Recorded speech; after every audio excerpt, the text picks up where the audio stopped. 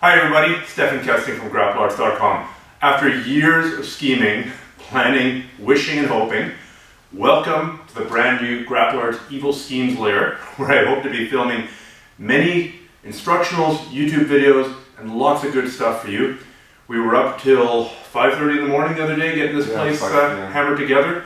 It looks gorgeous. I'm super happy with it, and I'm glad to be sharing with you. The very first thing I want to show you in the new gym is what to do when your opponent stands up and you're worried about getting slammed. Now, it's pretty rare in a jiu-jitsu context to be allowed to slam somebody, to pick them up and slam them. I have seen some tournaments where that's legal, but by and large, it's not that common. It is allowed in MMA, of course. There have been some big, spectacular knockouts of people applying the triangle choke, getting picked up and slammed in Pride, in the UFC. It's a real concern. It's a concern in self-defense. Some big guy might pick you up and try and pile drive you down onto the ground or onto some object. But it is also a concern just in jiu-jitsu. What if somebody picks you up? If somebody picks you up, you're relying on them to keep their balance. They might well fall. Maybe not on purpose, but they're going to smash you when they fall. I mean, you are hanging off their head, maybe you're pulling and trying to break their balance. It's a lot to place your trust in somebody to actually keep their balance when they're holding, a squirming 200-pound weight up in the air.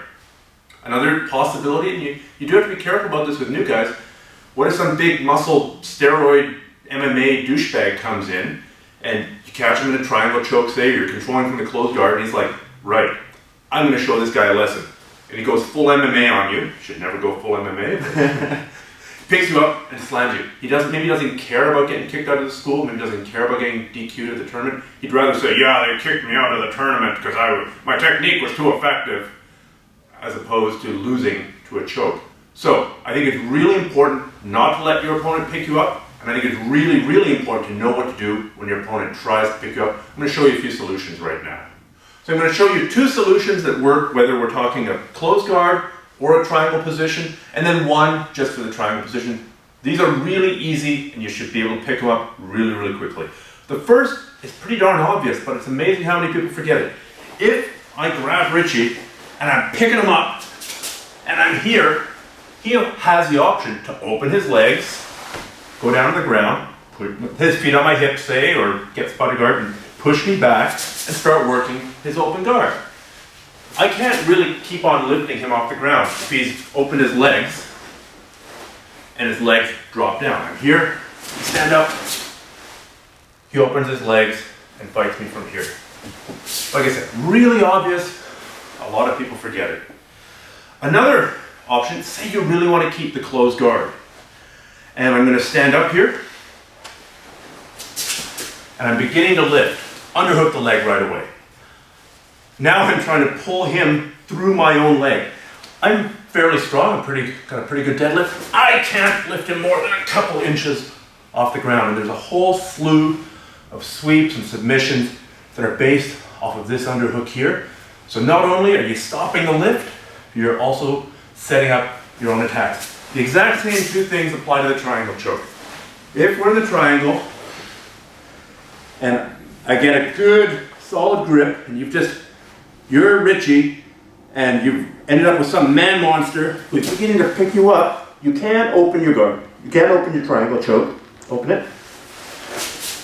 And then start fighting. I'm grabbing the gi.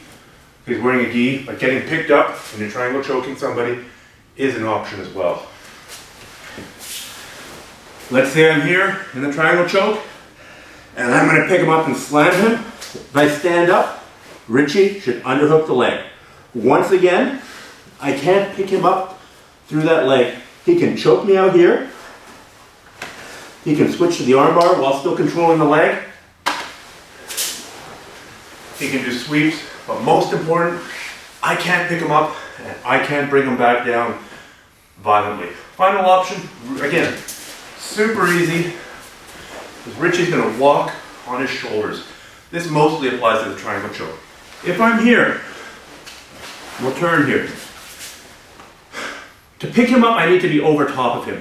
It's really hard for me to pick him up here. I need to come forward, basically head over head. Now I can pick him up. I don't actually want to slam him. So as I come forward here, Richie's gonna walk backwards. Do you see how my posture is getting worse and worse? Come back here for a second, Richie. To show what I mean, can you put a triangle choke on me that's fairly tight, but you need to squeeze like another 10% to actually choke me out, okay? So we're here.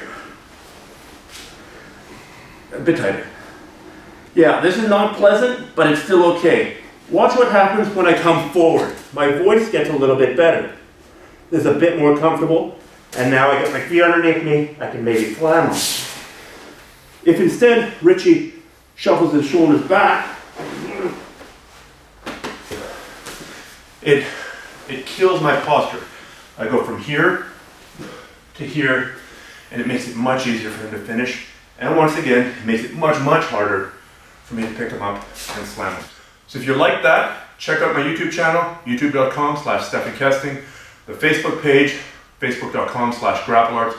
Tons of good stuff in both of those places, and I'll see you in the next video.